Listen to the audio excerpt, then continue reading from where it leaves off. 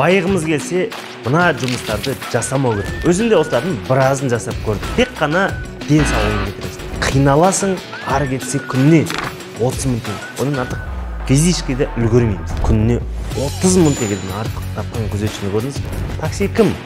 Қазеке. Көрдіңіз бе сіз? Грузчиктің жағдай реттеген. Грузчиктің санасы деген бар. Осы санадан құтылу керек. Ол сана өсірмейді.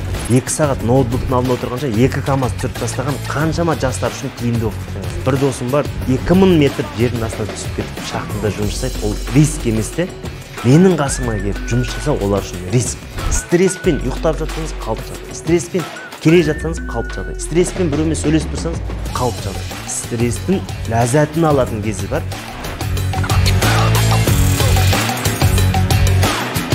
Ассалаумағалейкум, қазақ елі, қалайсыздар, батырлар. Байығымыз келсе, жағдайды жасағымыз келсе, мына жұмыстарды жасамау керекпіз. Қазір рет-ретімен түсіндіріп беремін, қандай жұмыстарды жасамау керек екенбіз. Өзім де осылардың біразын жасап көрдім. Шынымен де, тек қана денсаулығыңды кетіресің. Ең бірінші құрылыс. Құрылыс ары кетсе күніне 30 мың теңге. Максимум. Егер істесек, евроремонт, сыртқы жұмыстар, қандай да бір монтаж. Шынымен де қиналасың, ары кетсе күніне 30 мың теңге. Одан артық төлемейді. Одан артық физически де үлгермейміз. И сындырып тастайсың. Өз-өзіңді кәдімгідей сындырып тастайсың. Күні-түні выживанияның үстіне түсіп кетесің. Өзім істеп көрдім. Салмағым 60 килограмм кезде істеп көрдім. Ең қиыны қанша қиналсаң да көп нәтиже бермейді. Алатын сол бір проценттер. Неғұрлым көп жасайсың, соғұрлым чуть-чуть қана. Сосын ең басты бұл жерде баспен жасау. Егер сіз құрылыс жасасаңыз, құрылыс материалы танысаңыз, құрылыс системасын оқысаңыз, осының сыртына шығыңыз. Сыртына шығып беруші болып тұр. Қараңызшы өзің, дизайнерге 5 миллион берсе, ол бізге 5 миллион беруге дайын болмайды қазекі. Бізге бергеннің өзінде желкеңнен шығарып тұрып береді. Екінші охрана, яғни күзетші. Күніне 30 мың теңгеден артық тапқан күзетшіні көрдіңіз бе? Таппайды оны. Бірақ күзетші болып тұрған кезде өзгенің ресторанның, клубының тағы бір деңгесін күзеткен адам бір хозяин сияқты тұрады да. Шынымен де беріліп тұрып, кіргізбей, принцип кетіп. Шынымен де бұл біздің тілмен западлы жұмыстар десе болады. Өзім осы құрылысшыдан кейін күзетшіге бір жұмыс жасап көрдім, 2-ақ күн.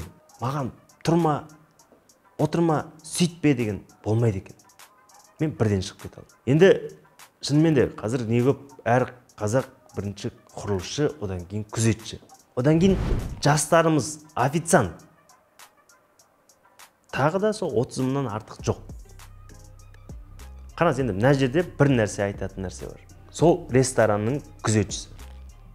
Ары кетсе 15 мың теңгедей күніне. Официанты тура сондай 15 мың теңге. Артық ешкім бермейді. Қазір QR, чайви тастамайды. Кей жерлерде.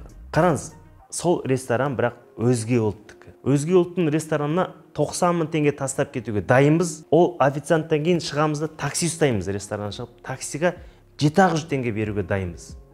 Такси кім? Қазекең. Бұл жұмыстардың бәрі 90% өзіміздің Қазекең. Оған беруге дайын емес, официантқа 500 теңге чайви беруге дайын емес, бірақ өзгенің хозяйына 90 мың теңге тастап кетуге дайынбыз. Бірақ шығамызда таксиге 700 теңге ұстап тұрамыз, 500 теңге ұстап тұрамыз, саудаласамыз еще. Солай ма? Именно құны жоқ, төленбейтін жұмыстарда өзіміз жүрміз. Грузчик. Көрдіңіз бе сіз? Грузчиктің бір жағдай реттеген. Грузчиктің санасы деген бар, осы санадан құтылу керек негізі. Грузчиктің санасы қандай? 2 КАМАЗ түсіресің деп 20 мың теңге обещать етіп, 1-ақ КАМАЗ түсіріп 20 мың теңге берсең, ол мәз болып жүреді. Кешіп, жартысын ғана істеп 20 мың теңге жылып кеткесін деп. Ол сана дамытпайды, ол сана өсірмейді. Егер осы салаларда болсаңыз, қазір тағы да бір маңызды сала пайда болды. Ниша демей айтпай қойшын, құлтырлық деп айтса болады. Курьер. Сол үшін бұл баспен жұмыс жасамайтын істер. Бұл жердегі отырғандардың барлығы десе де болады, 2 сағат ноутбуктың алдында отыра алмайды. Өйткені бас қатып кетеді. 2 сағат ноутбуктың алдында отырғанша 2 КамАЗ түсіріп тастаған қаншама жастар үшін тиімді болып кеткен қазір. Бірақ деген нәрсе бар. Бұл қазір білесіздер, құн бағаланбайды. Сол үшін құны бағаланатын жұмыстарға ауыстыру керекпіз. Немесе масштабталатын, яғни өсіруге болатын.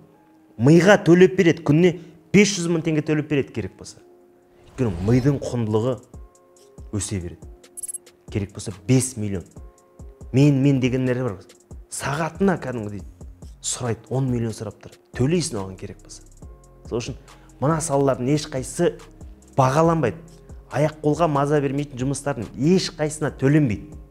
Өкінішке орай, бірақ барлық жерде соған қазекеміз. Баспен істейтін, системамен істейтін, жүйемен істейтін жұмыстарда өзге ұлттар атап жүр. Электронды заманға көшу керек біз деп ойлаймын. Өзімде басым істемейді деп ойлайтын, шынымен де оқымаған маған кірмейді. Екі қолға бір күрек деген қаншама досым бар. Бір досым бар, 2000 метр жердің астына түсіп кетіп, шахтада жұмыс жасайды. Ол риск емес те, менің қасыма келіп жұмыс жасау олар үшін риск. Бір досым бар, 200-бен басып таксовать етеді, ол риск емес те, менің қасыма келіп жұмыс жасау олар үшін риск. Сол үшін бизнесті рисковать етуді деп ойламасақ, бизнесті жүйелеу арқылы кіру керекпіз негізінде. Сол үшін бизнесті өсіру мүмкіндігі бар. Мысалы, шынымен де ол бір жылда бизнесте өсіп кетпеуі мүмкін. Бірақ ол қайталай бергеннен опыт жинайды. Қайтпай система құрғаннан опыт жинайды. 90 жылдар байқаныш, бүкіл шемішке сатып отқандар, жібачка сатып отқандардың барлығы ауылда дүркірегендер. Қайдан? Шемішкеден пайда болған жоқ қой. Ол системаны түсінді, сауданың тілін түсінді.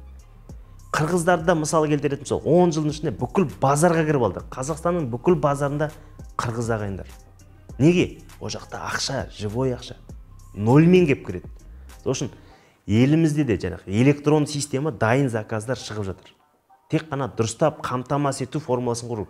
Бас қатып кетсе, қалып жағдай. Мына нәрсені түсініп алсақ, басымыз қатып ашып кетсе, яғни баста нейрондар жұмыс істеп жатыр. Нейрондар қозғалып жатыр. Сіздің басыңыздағы нейрон ол кез келген адамның басында. Ол Илон Маск та, ракетаға ұшып жатқан, тағы бір нәрсені ойлап тауып жатқан адамдардың барлығының басында сол нейрон. Оны жұмыс істету үшін тек қана қозғалту керек те.